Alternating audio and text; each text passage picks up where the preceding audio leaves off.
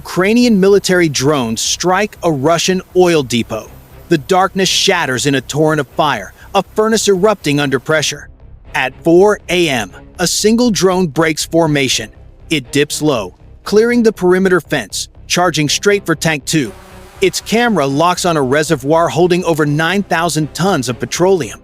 For a split second, the drone skims the steel surface. The engine screams as it impacts the tank's upper plate. Then, the world splits open. The impact ruptures the shell. A violent plume of vapor ignites. A column of flame towers over the valley. The shock front rips through the complex, twisting catwalks, silencing control booths in one violent pulse. A second tank buckles moments later. Its dome tears apart under the surging pressure.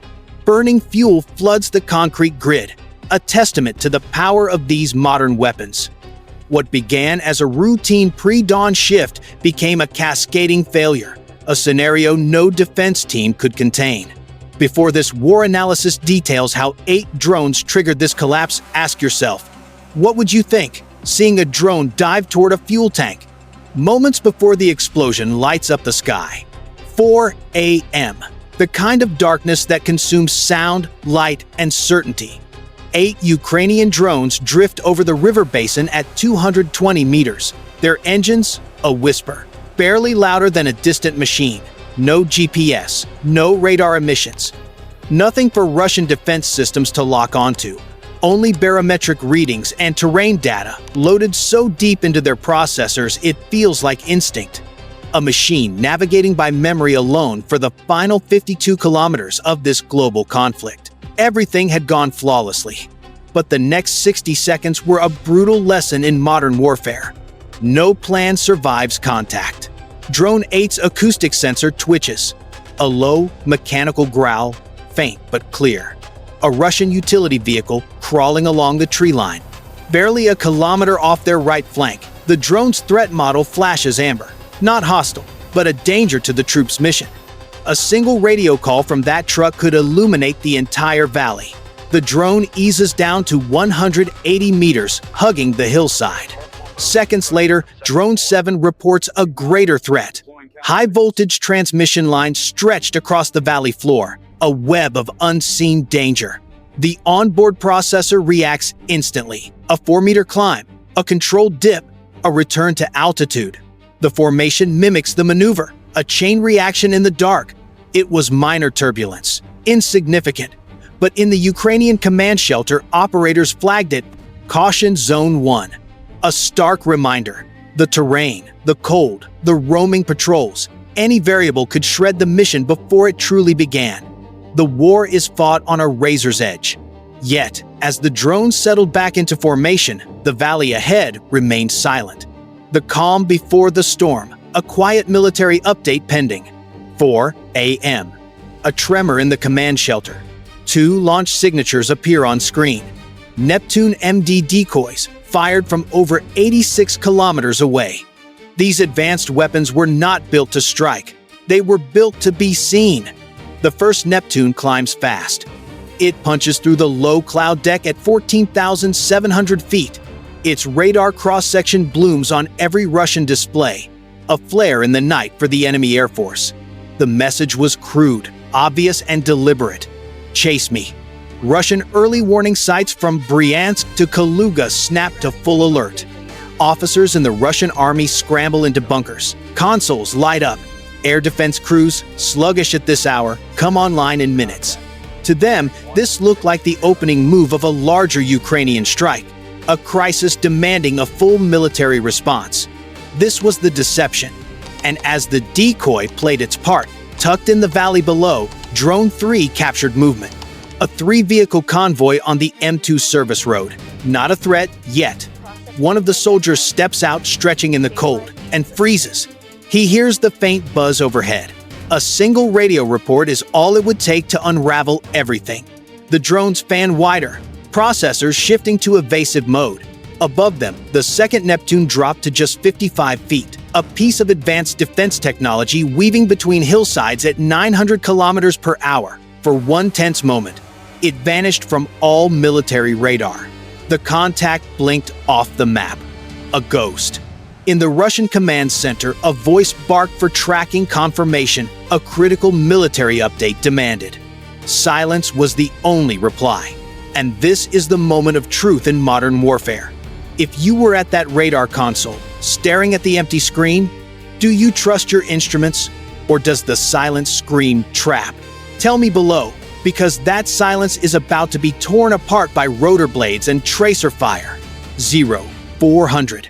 A cold mist clung to the valley floor as the drones, the new face of warfare, pushed deeper into hostile airspace. Then the quiet shattered. An acoustic spike flared on Drone 2's sensor feed. Rotor wash. Heavy. Closing fast. From a forward airstrip less than 24 kilometers away, a Russian Mi-24 had clawed into the air, its engine screaming at full torque. It raced toward the unidentified contacts. The pilot, a veteran of past wars, pushed the airframe low and fast, 275 kilometers per hour. He flew on instinct, not instruments.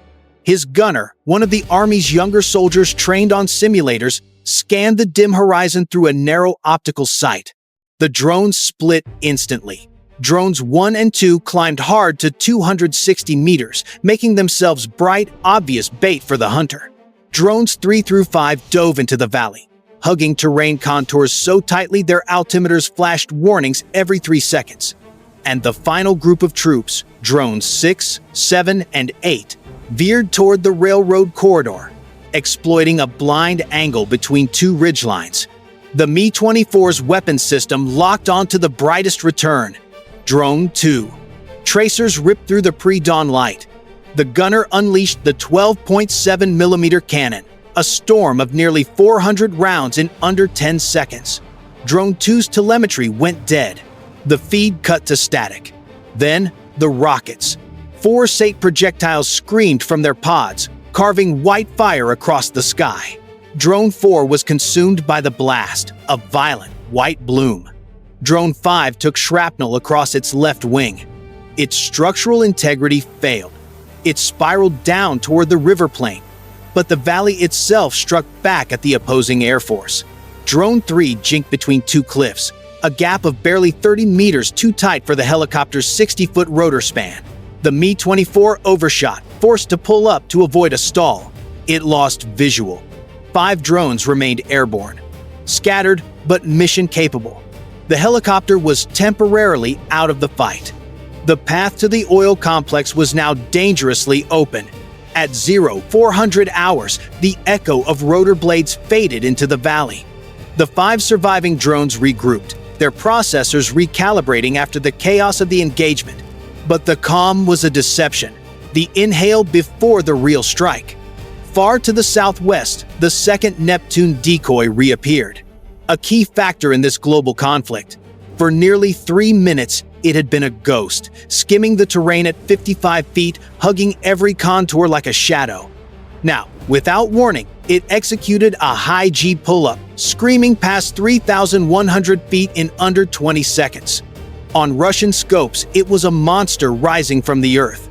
Dozens of radar arrays snapped to life, their operators scrambling for a clear war analysis. Alarms blared across 3 provinces. Operators fought to regain lock, their voices a cacophony as the Neptune signal burned brighter. In the pipeline sector, a Panzer battery commander was waiting, tense, his console glowing red. He watched the missile cross his engagement line. He gave the order, fire. A full ripple from his defense systems, 457 E-6 interceptors launched, pulling nearly 20 Gs as they tore into the sky. They left corkscrews of condensation in the cold air. A second later, the horizon lit up with overlapping detonations. The flash cast long, dancing shadows across the treetops. In command posts, a wave of relief. 2 of the enemy's modern weapons down. Crisis averted. A fatal assumption. While fire lit the southern horizon, the true threat stalked them from the north. 3 attack drones, numbers 6, 7, and 8.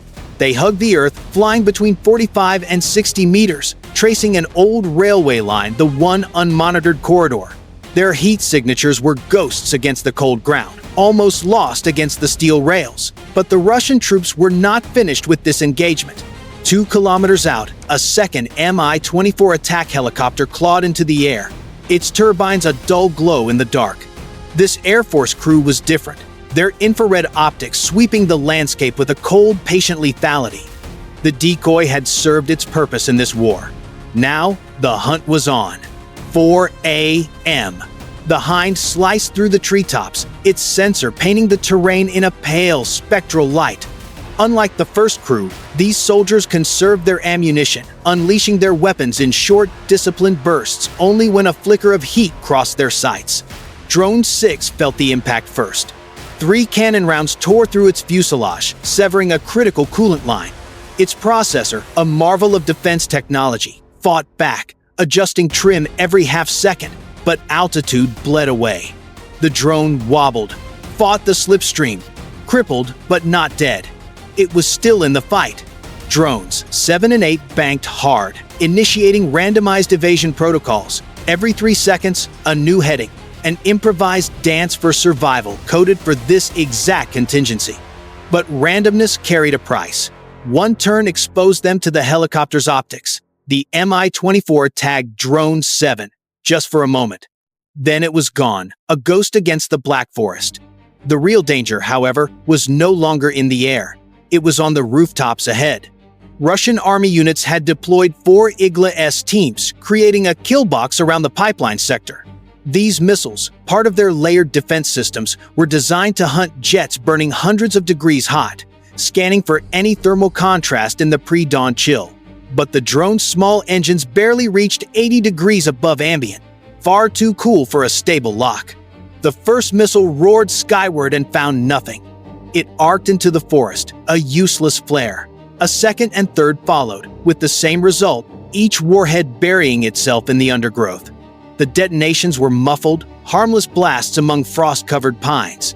A key moment in this military update. Only the 4th launcher managed a partial acquisition.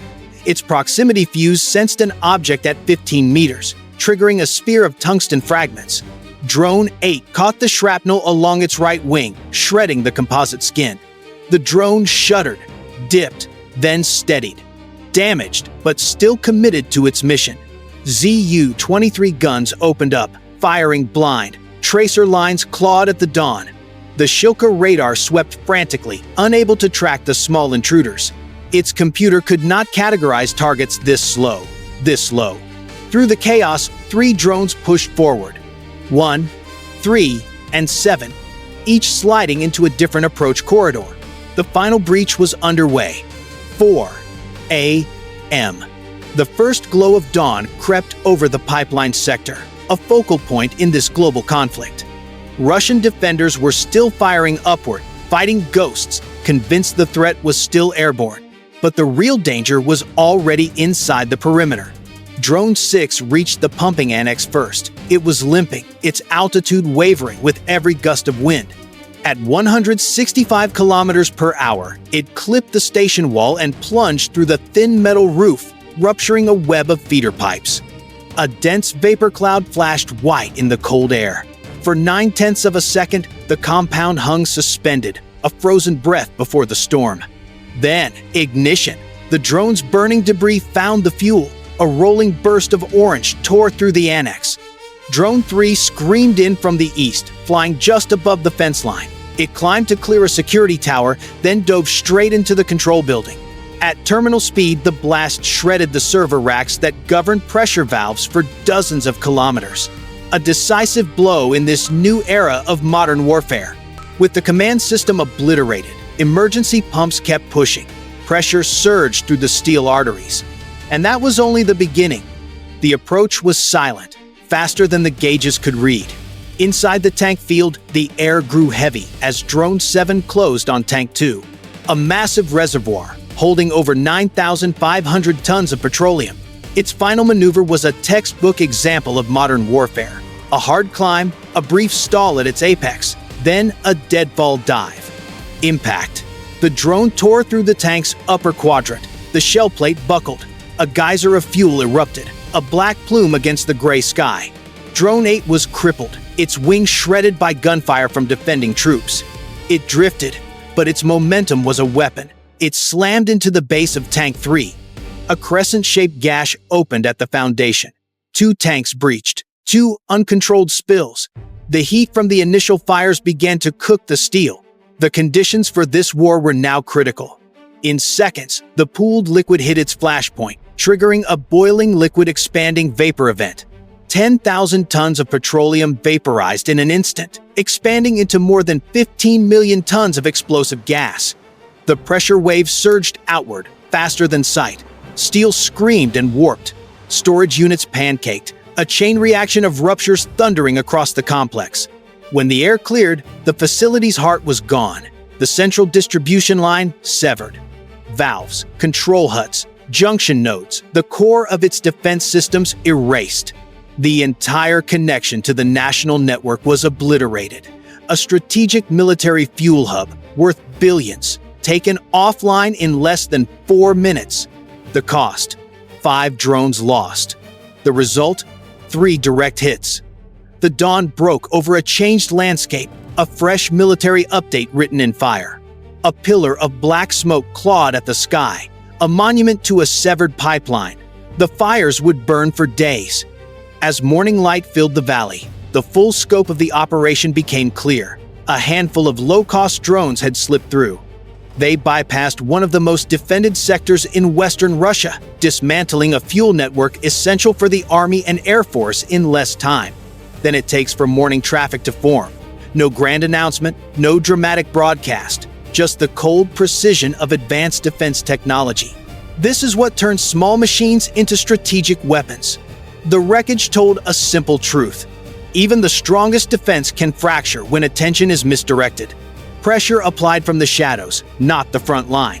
And when a system like this fails, the failure is catastrophic. If you were watching this global conflict unfold in real time, what moment would have stood out? The decoy swarm, the helicopter engagement, or the final devastating surge inside the tank field? Post your war analysis in the comments below.